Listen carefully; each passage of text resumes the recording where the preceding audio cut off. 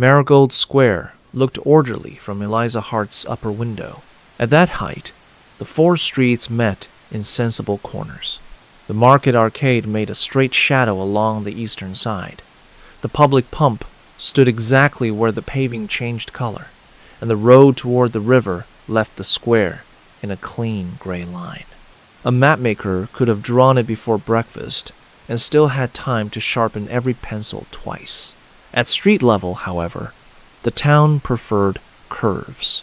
A porter carrying a basket of apples crossed beneath the arcade, turned around a patch of sunlight, and paused to let a flower seller pass.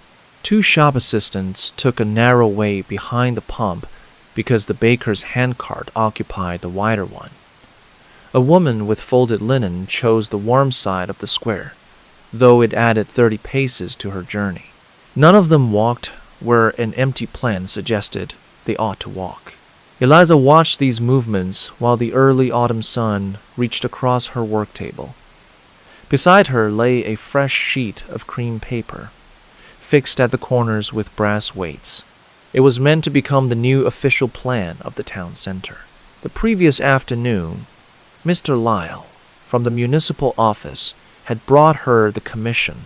The streets must be measured, the lanes named, the public buildings placed correctly, and the whole delivered before the hiring fair at the end of the month. Accuracy is all we require, he had said. Eliza had agreed.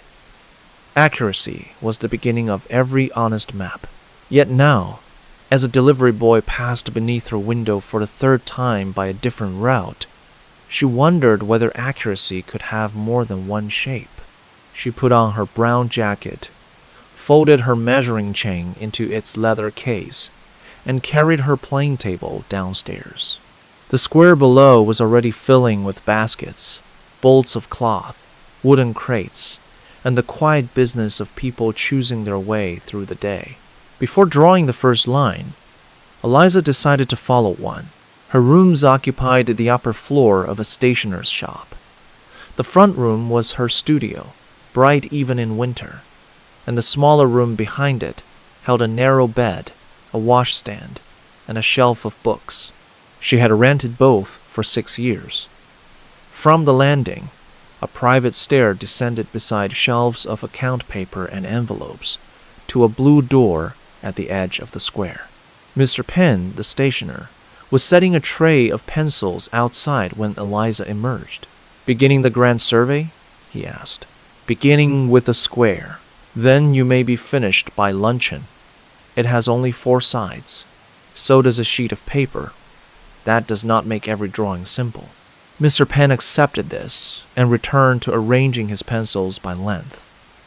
Eliza carried the folded table to the arcade, where a space between 2 stone pillars gave her a clear view. She opened its 3 legs, made them firm on the paving, and fixed a clean board on top, a compass established north. A small spirit level corrected the slope. Then she set out her ruler, pencils, and field notebook. The old municipal plan showed Marigold Square as a broad rectangle. It had been drawn 23 years before, when the arcade was new and the young plane trees were little more than sticks. The streets were represented by confident bands of ink. The pump appeared as a neat circle. Market stalls were omitted because they moved from day to day. Eliza began with the buildings. She sighted the corner of the apothecary's, marked its angle, and measured the distance along the western edge. The work was familiar and pleasing. Each observation gave a point. Each point gave the next line somewhere to begin. By 9 in the morning, the fruit sellers had raised striped awnings. Their poles did not block the public way, but they changed it. People moved inward beneath the cloth when the sun was in their eyes, and outward when a customer stopped to inspect pears. A porter named Ben crossed the square 4 times with baskets from a cart on North Street. Each time, he followed almost the same shallow curve. Eliza waited until his basket was empty. May I ask why you walk around the pump rather than behind it? She said. Ben looked at the paving as if the answer might be written there. The stones behind it are narrow. Your basket would still pass. It would. But Mrs. Fenn keeps her flowers there, and people step backward when choosing them. Apples and elbows are poor companions. He demonstrated with the empty basket. The curve gave him room to see anyone leaving the flower stall, then brought him beside the arcade, where the paving was level. In winter, I take the other side, he added. Less ice near the bakery wall. Eliza drew the route lightly in her notebook. Beside it, she wrote, Basket path, morning, dry weather. The line was not part of the official plan. Not yet. Still, it described something true. She observed the square for another hour. The paths were not random. Customers approaching the vegetable stalls made one pattern. Messengers, who wished to cross quickly, made another. Those carrying broad parcels used the open center, while people with time to spare passed close to the awnings. The same stones served them all, but not in the same manner. At 10:30, a breeze came down South Street and lifted the corners of Eliza's paper. She added 2 brass weights.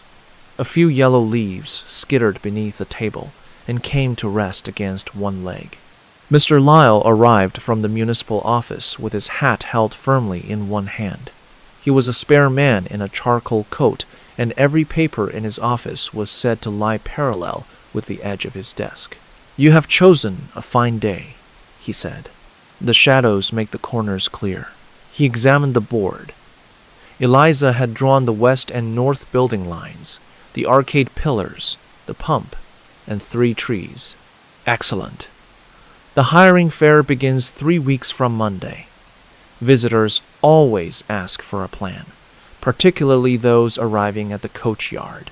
Will the map show the market stalls? They change too often. Permanent features only, I think.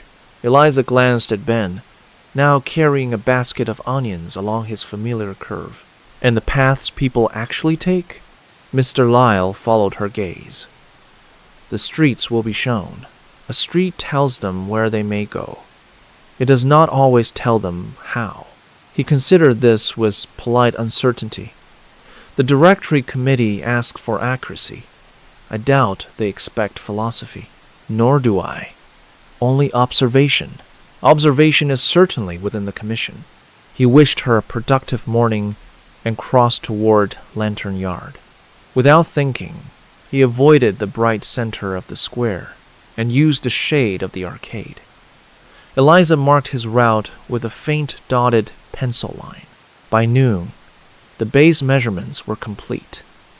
She folded the table, but did not return upstairs. Instead, she walked the perimeter with her notebook closed, letting the square reveal itself without asking to be recorded. Willow Passage began beside the baker's shop.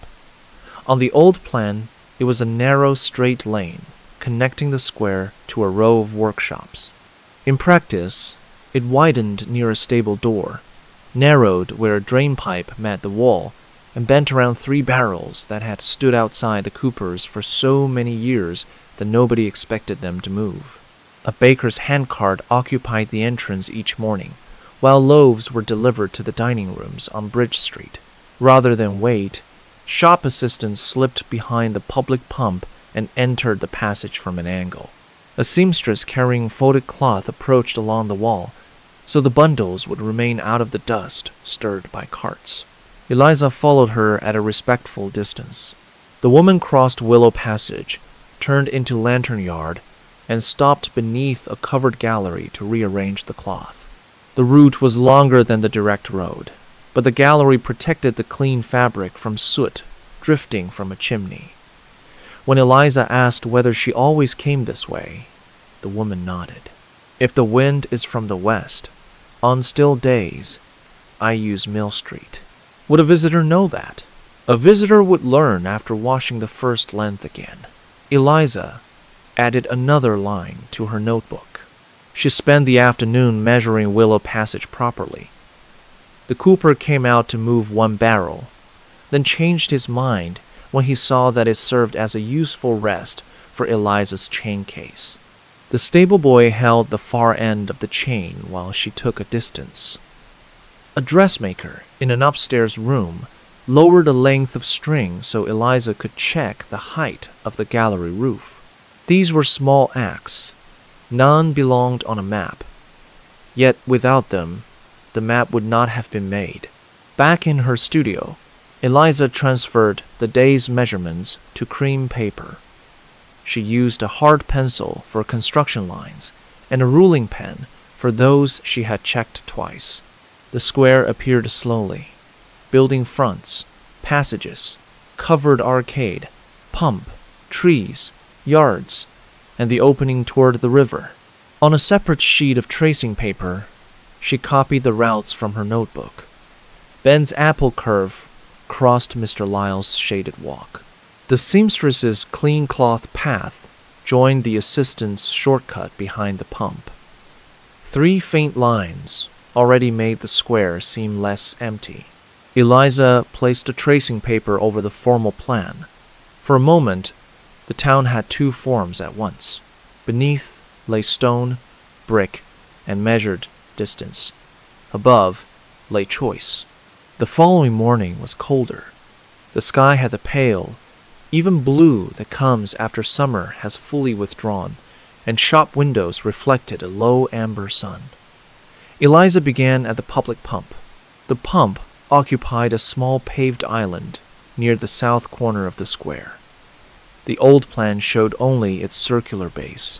It did not show the iron hook where gardeners rested their cans, the low stone bench warmed by afternoon light, or the shallow channel carrying spilled water toward the gutter.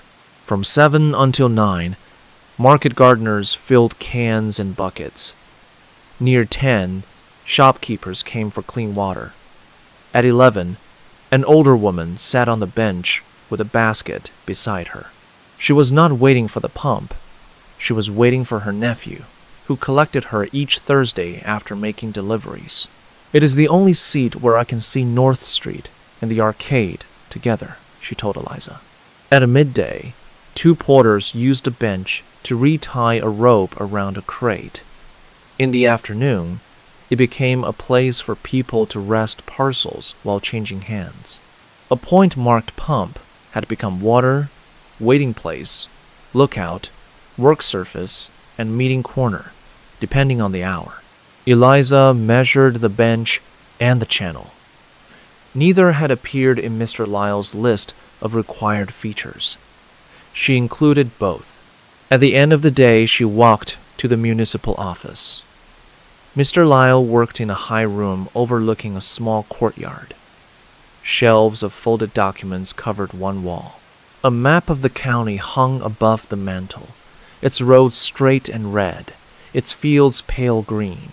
"May I add useful street furniture?" Eliza asked. "Benches and pumps?" "Certainly, if they do not crowd the plate." "And covered ways?" "The arcade is already included.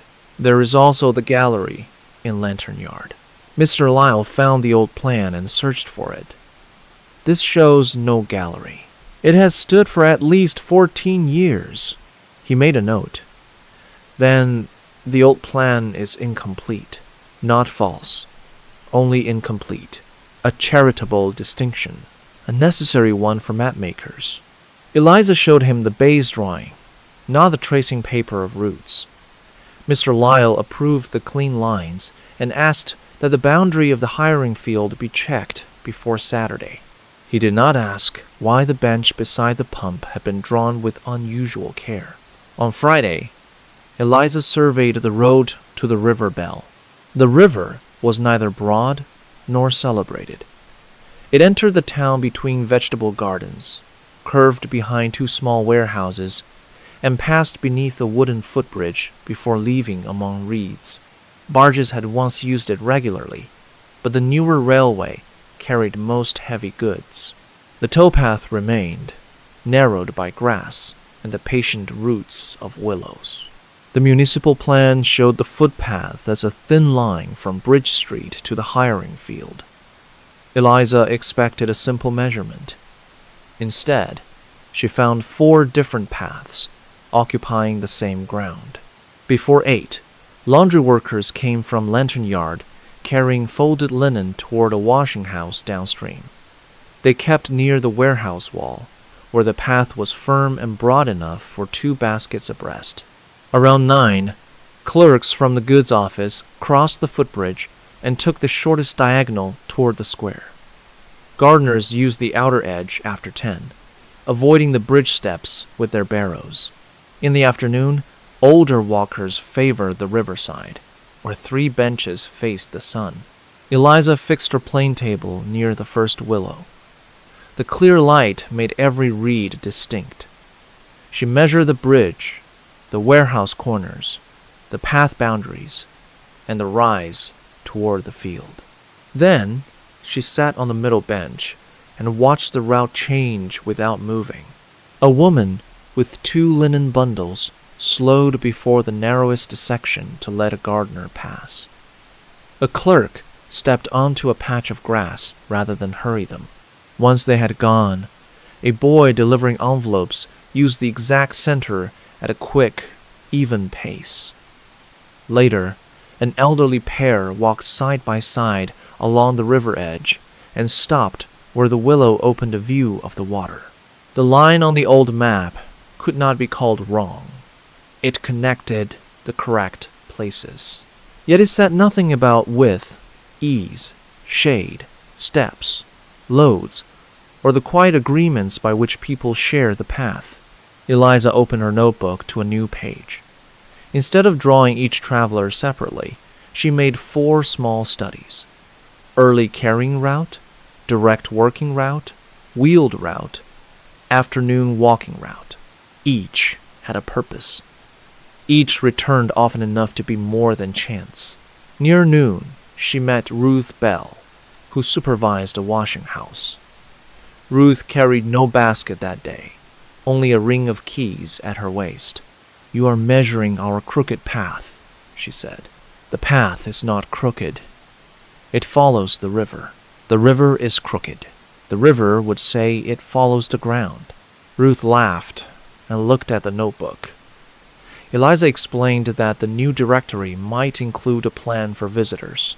"Then mark the firm side," Ruth said. "New workers always choose the water because it is prettier. After a week of carrying linen, they choose the warehouse wall. Would you use a map that showed carrying routes? If it also showed the steps. A basket makes 3 steps feel like 9. Eliza measured the steps. She returned to the river at 4, when the hiring field cast a long shadow over the upper path. The morning routes had faded, replaced by workers going home and families taking the last clear air before supper. She remained until the sun lowered behind the warehouses and the water turned from silver to dull gold. That evening, her studio floor filled with paper. The formal map lay on the work table. Around it, she arranged field sheets from the square, Willow Passage, Lantern Yard, and the river. She copied recurring routes onto separate pieces of translucent paper and placed them over the base. Some appeared only in morning. Others depended on sunshine, broad loads, wheeled carts, clean cloth, tired legs, or the wish to meet someone at a place easily seen. She tried drawing them all. The result was honest and useless. Lines crossed lines until the pump disappeared. The river path resembled a tangled skein. A visitor looking for the coachyard would have needed several minutes merely to find north. Eliza removed the tracing sheets and leaned them against the wall. A good map did not include everything the mapmaker knew. Selection was part of accuracy. The difficulty was deciding what a stranger might need without erasing what residents already understood. On Saturday morning, Eliza took a square of plain linen from a drawer. Map sheets were often backed with cloth to withstand folding, but this piece had never been used. She ruled the outline of the town center upon it in charcoal, omitting names and small details. Then she carried it, a box of brass pins, and several cards wound with colored thread to the market arcade. Mr. Penn lent her 2 trestles and a wooden board. She placed a cloth plant on top and pinned its corners. At first, passers-by assumed she was selling fabric. "It is a map without streets," Ben observed. "The streets are there, only lightly. That may be how the council prefers them." Eliza handed him a length of rust-colored thread. "Show me how you carry fruit from North Street to the arcade." Ben fixed one end with a pin and curved the thread around the pump. His path was smoother than Eliza's notebook sketch. At the flower stall, it widened slightly. At the arcade, it came close to a pillar before ending at the fruit tables. Mrs. Finn, the flower seller, objected that Ben never passed so near her buckets on Tuesdays. She placed green thread along the route he used when her stall extended into the square. The seamstress from Willow Passage added blue thread beneath the covered gallery. A gardener used ochre to avoid the footbridge steps. Mr. Penn marked the path from his storeroom to the coachyard and discovered that he always passed the same plane tree, though it was not the shortest way. "Why that side?" Eliza asked. He thought for a while. "The pavement is wide enough to carry a paper box without turning it." By midday, the cloth held 23 journeys. The exercise became a quiet part of the market. People did not tell private histories. They showed practical knowledge. A porter marked where 2 carts could pass. A woman who sold eggs showed the route with the fewest uneven stones. A clerk indicated which arcade entrance remained bright after 4. An elderly man placed a pin at the river bench where he rested halfway home. Children wanted to make spirals, but their parents guided them toward journeys they genuinely used. One child traced the way from the school gate to her grandmother's vegetable stall, taking a narrow covered passage that no adult had yet marked. Eliza checked it later and found it open, dry, and perfectly public. Mr. Lyle appeared shortly after luncheon. He stopped before the table. "This is not the official map." "No, it is an experiment. It appears to have been attacked by a basket of sewing wool. A well-organized basket." Eliza explained the threads. Mr. Lyle bent closer. He recognized the route from his office to the arcade, and, after some hesitation, added it in gray. "You avoid the center because of the sun," Eliza said. "Because direct light reflects from the paving and makes it difficult to see. That is useful to know." "To whom?" "Anyone whose eyes prefer shade." He followed the gray thread with one finger, not touching it. "You cannot print all of these." "No. But I may be able to print what they have in common. The directory plan must remain legible." "It will." Mr. Lyle nodded. "Then I shall trust the distinction between your experiment and your plate." He returned to his office by the gray route. Eliza left the cloth map beneath the arcade until the market closed. 41 journeys crossed it by then. Some ran together for most of their length. Some touched only at the pump, the bench, or the footbridge. The most heavily used route was not the central street, but a broken crescent linking the coachyard, shaded arcade, public pump, and Willow Passage. When she removed the pins, small holes remained in the linen. Eliza rolled the cloth carefully around a wooden rod. The threads stayed attached. It was not intended for display. It was evidence of a pattern she had not known how to see alone. Sunday brought no market.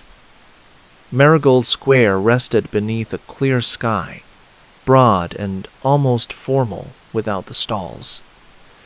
Eliza used the quiet to verify the hiring field. The field lay beyond the river road, enclosed by a low wall on 2 sides and a line of elms on the third.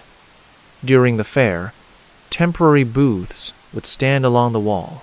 Visitors arriving from the coach yard could reach it by Bridge Street or the river path. Bridge Street was shorter. The river path was level.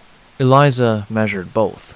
For an unburdened walker, Bridge Street saved 4 minutes. For someone pushing a barrow, carrying tools, or avoiding steep cobbles, the river route was easier. The official plan could show distance. A small symbol might show gradient and steps. She spent the afternoon testing symbols in her studio. Parallel marks suggested a covered way. A small open circle suggested a reliable resting place. 3 short bars indicated steps. A restrained dotted line could show an easier carrying route without pretending it was a separate road. At first, she used too many symbols. The map began to resemble a page of musical notation. She removed those that described preference rather than practical access. Sun and shade changed by hour. Market stalls moved. A conversation could not be mapped, nor should it be. She kept only features and patterns likely to help another person make a choice. By evening, the key contained 4 marks: covered way, resting place, steps, and level carrying route. Still, the formal plate felt crowded when she placed these marks directly upon it. Eliza made a second panel, smaller than the first. The main map would remain conventional. Streets, public buildings, river, bridge, field, yards, pump, and arcade. The companion panel would simplify the buildings and emphasize the practical ways through them. 2 maps, neither complete on its own. She worked until the low sun left the studio, then lit the oil lamp. The linen thread map stood rolled in the corner. On her table, permanent black lines and muted route marks began to settle into an arrangement that the eye could follow. On Monday, Eliza visited the places represented by each symbol.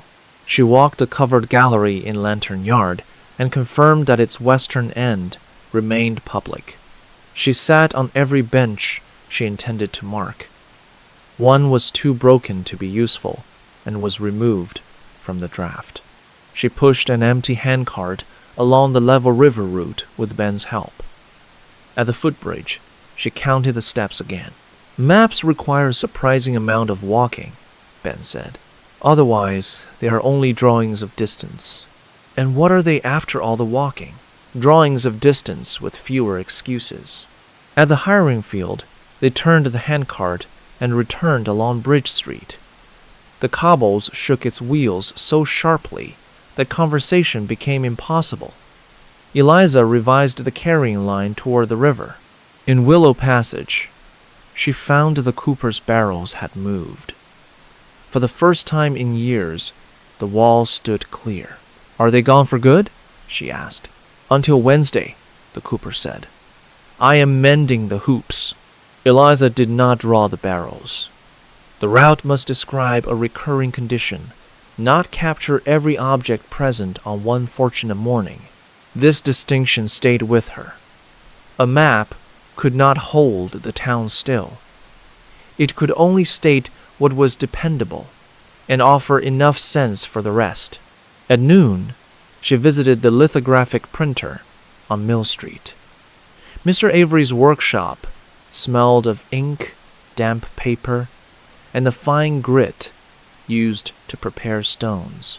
Printed notices hung from drying lines, their letters backward on the working stones and correct on the finished sheets. Eliza showed him the 2-panel design. "Black for the base," he said. "A second pass for these routes? A muted brown, if the cost allows. 1 additional color will allow. 4 will not." Eliza had expected this. Her thread map used many colors to separate individual journeys, but the printed map needed to show shared patterns, not individual ownership. 1 warm brown would be enough. Mr. Avery examined the curves. Roads usually prefer straighter treatment. These are not roads. Then my stone may be persuaded. They agreed on paper weight, margins, and approved by Thursday. Eliza left with a sample sheet folded beneath her arm. The next 2 days passed in careful work. She transferred the measured plan to a final drawing at the exact scale required by the directory. Every angle was checked against her field book. She gave the river its true bend rather than the graceful bend of the old plan. She drew the market arcade, with each entrance clear. The public pump, stone bench, footbridge steps, and covered gallery occupied no more ink than they required. For the companion panel, she reduced the town to a light framework. The level-carrying route curved from the coachyard beneath the arcade, past the pump, entered Willow Passage, and continued toward the river. Resting places appeared at useful intervals. Covered sections connected like calm pieces of shelter. The hiring field could be reached without forcing every traveler up Bridge Street. Eliza did not call it a map of desire, memory, or belonging. Those ideas were too broad for the modest evidence she had gathered. In her notes, she called it the ways of the day. On Wednesday afternoon, a gust entered through the open window and lifted 3 tracing sheets from the table. Eliza caught 2.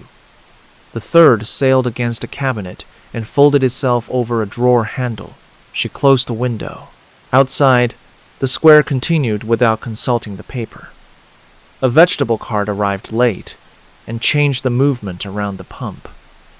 2 women stopped beneath the arcade and caused 5 people to divide around them. Ben carried empty baskets by the direct center route, no longer needing his broad curve. Eliza watched for several minutes. The map did not need to predict each movement. It needed to help people understand their choices. She returned to the drawing and removed 1 unnecessary dotted line. Mr. Lyle came at 4. Eliza placed the main plan and companion panel side by side. He removed his gloves and studied the main plan first. His finger moved from the coachyard to the square, down Bridge Street, across the river, and around the hiring field. The boundaries are clear, he said. Measured twice. The gallery in Lantern Yard is smaller than I imagined. It feels longer because people slow beneath it. He turned to the second panel. And this is your observation. It is the part that may help visitors decide between routes. It shows covered ways, steps, places to rest, and the level path for carrying loads. It does not show every colored thread. That would show more information and provide less help. Mr. Lyle stood back to see both panels together. The committee may ask why we require 2 maps of one small town. One answers where, the other answers how. And if they say a directory has always managed with where, then the main plan fulfills the commission. The companion panel can be displayed at the fair. There was no challenge in her voice. Eliza had made the conventional map she had promised. The second was an addition, supported by observation and restrained enough to stand on its own. Mr. Lyle examined the route from the coachyard to the hiring field. This avoids the bridge steps. Yes, last year, 2 men arrived with a chest of tools and tried to carry it over those steps. Did they manage? Eventually. They were not in a generous mood when they reached the registration table. He looked again at the level route. Print the companion panel, he said. We shall place 1 at the coachyard and 1 beneath the arcade. If nobody uses them, the committee will have lost only 2 pins and a little wall space. And if people use them, the committee will claim it was always part of the plan. Eliza smiled. That is another recurring route. On Thursday morning, Mr. Avery pulled the first proof. The lithographic press stood at the center of his workshop, dark and solid.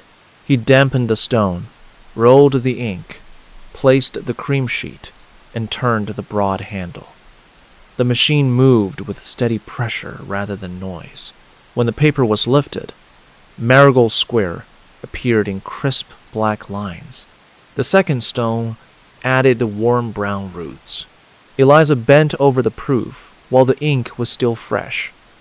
The main plan was clean. On the companion panel, however, the carrying root passed too close to the pump symbol, making the two appear connected. "Can the curve move the width of a pin?" she asked. Mr. Avery grunted, which in his workshop meant yes, though not without work. They corrected the stone. A second proof gave the pump room to stand alone. Eliza checked the footbridge steps, gallery, benches, field entrance, coachyard, and route key. No line was broken. No feature had acquired an untended mark. Mr. Avery hung the proof from a drying line. "It is a handsome little town," he said. "It is more irregular than the map suggests. All towns are. Then perhaps maps have been too polite." He prepared the full run. By Friday, stacks of folded plans waited at the municipal office. Mr. Lyle placed one inside the new directory and tested how the page opened. The main map appeared first. The companion panel folded outward beside it. At the coachyard, a framed copy was fixed beneath the shelter. Another stood on a wooden board under the market arcade. The heading was plain. The route marks were visible without calling more attention than the streets themselves. Residents gathered before the arcade copy, though many had no need of directions. Ben found his carrying curve immediately. Mrs. Fenn found the sheltered path near her flower stall and declared that the printed line kept a more respectful distance from her buckets than Ben did. Ruthbell traced the river route with one gloved finger and approved the marks for the footbridge steps. The older woman, who waited beside the pump, saw the bench symbol. "You have put my Thursday seat on a map," she said. "It is a public seat." "Yes, but I had not considered it important." "Importance depends upon what someone needs." A visitor arriving from the coachyard stopped before the board with a wooden case in each hand. He studied the route to the hiring field, looked toward steep Bridge Street, then chose the level river way. Eliza watched him go beneath the arcade, past the pump, and into Willow Passage, without asking anyone to point. That was the first use of the finished map. There was no ceremony. Mr. Lyle did not make a speech. The market continued around the board. Carts arrived, awnings opened, and the scent of apples mixed with cold stone and cut flowers. Yet throughout the morning, people paused at the map and left by one route or another. Some used it conventionally. They found a street and went there. Others compared the direct way with the level one. A woman with a sleeping child chose the route with benches. Two porters carrying a long crate avoided the narrow footbridge. A clerk discovered the covered gallery and lantern yard and returned later to report that it had saved his papers from a chimney's drifting soot. The map did not direct everyone to the same path. That pleased Eliza most. At noon, she climbed to her studio and looked down. Marigold Square remained orderly from above. The formal geometry had not vanished because she understood its curves. Buildings still held their measured angles. Streets still met where they had met yesterday. The pump still occupied its precise point. Within that structure, the town moved. Ben's empty return journey crossed his loaded morning curve. Shoppers gathered in sunlight because the day was cold. A messenger used the center until a cart arrived, then shifted toward the arcade without losing pace. An elderly man sat on the bench by the pump and watched North Street. Eliza unrolled the linen thread map. Its 41 journeys remained attached, bright and individual. It had done its work. She did not hang it as an artwork or place it in a case. She wrote it again and stored it with her field sheets, where it could be consulted when the town plan was revised. On the work table lay a blank page. Eliza drew the outline of the square lightly, then added one curve she had not noticed before. It belonged to people leaving the displayed map. After reading it, many stepped backward, looked toward the actual streets, and made a small half-turn before choosing their direction. The curve existed only for a moment, but it was repeated again and again. She did not add it to the printed plan. It was not a route anyone needed to follow. Still, she enjoyed knowing it was there. The hiring fair opened on Monday, beneath a sky as clear as glass. Temporary booths lined the field wall. Workers arrived with tool chests, folded coats, sample books, baskets, and letters of introduction. Employers came from farms, workshops, houses, and warehouses. At the coach yard, Mr. Lyle watched visitors consult the map. He had brought a notebook to record questions. By 10 that morning, fewer people had asked how to reach the field than in any previous year. He found Eliza beneath the arcade. "The committee is satisfied," he said, "with the accuracy, with the quiet." He explained that the registration clerks had not needed to repeat directions all morning. The route beside the river had carried most people with heavy cases. Bridge Street remained free for smaller traffic. No rule had been introduced. The map had merely allowed each person to choose before reaching the difficult corner. "That is useful information," Eliza said. "You may say that without sounding surprised." "I am not surprised, only pleased." Mr. Lyle looked across the square. "The committee would like 6 more copies of the companion panel." Mr. Avery kept the stone. "An excellent man. You called his last invoice imaginative. Excellence and imagination are not opposed." They walked toward the river to see the fair. The level path was busy, but unhurried. People carrying loads kept near the warehouse wall. Those without burdens used the water side. At the narrow section, travelers made room in the same small agreements Eliza had observed the week before. The map had not created these courtesies. It had simply made the path easier to find. At the field entrance, Ruth Bell had set a basket of folded cloth beside the registration tent. Ben was helping unload crates of produce for the dining stall. Mrs. Fan's autumn flowers stood in buckets along the wall. Routes that had crossed as threads beneath the arcade now met in ordinary work. Eliza spent an hour at the fair, then returned alone by the river. The willows had lost more leaves. They floated near the bank in small yellow groups. Sunlight moved through the bare spaces and warmed the middle bench. She sat there with her notebook closed. For several days, she had treated every pause as possible information. Now she allowed one to remain only a pause. The river passed under the footbridge. A barrow rolled behind her. Somewhere upstream, a warehouse door opened and closed. When she finally rose, she chose the water side of the path. Though the warehouse side was firmer, she carried nothing. There was no reason not to take the view.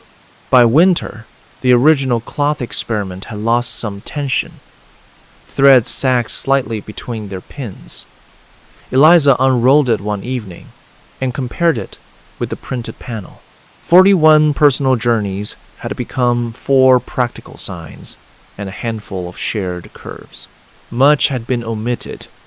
That no longer troubled her. The flower seller's Tuesday boundary, the stationer's broad box route, the child's way to her grandmother, and Mr. Lyle's preference for shade remained in the field notes. They had helped reveal the larger structure, even when they did not appear in print. The map was shaped as much by disciplined omission as by careful ink. Eliza removed the threads from the linen one by one. She wound each color back onto its card and stored the brass pins in their box. The plain cloth retained tiny holes, visible only when held against a lamp. She used it to back a fresh map sheet. The new commission covered the vegetable gardens north of town, where footpaths crossed between walls and narrow gates. Eliza fixed the linen-backed paper to her table and began with the river bend. The old thread holes did not affect the surface. They were neither displayed nor concealed. They simply belonged to the material, now supporting the next piece of work. On a clear morning near the end of the year, Marigold Square woke beneath a thin white frost. From Eliza's upper window, its lines appeared sharper than ever. Roofs, paving, pump, arcade, and 4 entering streets made a precise arrangement in the pale light. Then the first porter crossed from North Street. He avoided a frozen patch, passed beneath the arcade, and curved toward the market tables. A shop assistant followed the warm wall. Mr. Lyle came from the municipal office, with his collar turned up, and chose the route where sunlight had begun to reach the stones. At the pump, an older woman brushed frost from the bench before sitting down to wait for her nephew. The town drew itself upon the morning. Eliza watched until the paths became clear, then turned to her work table. The map of the northern gardens waited beneath brass weights. She checked a point of her pencil, set her compass, and opened a fresh field book. Outside, no 2 people crossed a square in exactly the same way. They carried different things. They noticed different corners. They chose warmth, level ground, shelter, company, speed, or a familiar view. Their routes changed when carts arrived, and changed again when the sun moved. The streets remained accurate. So did the lives passing through them. Eliza placed the first measured point on the page. Then she left enough room around it for the ways the day might take.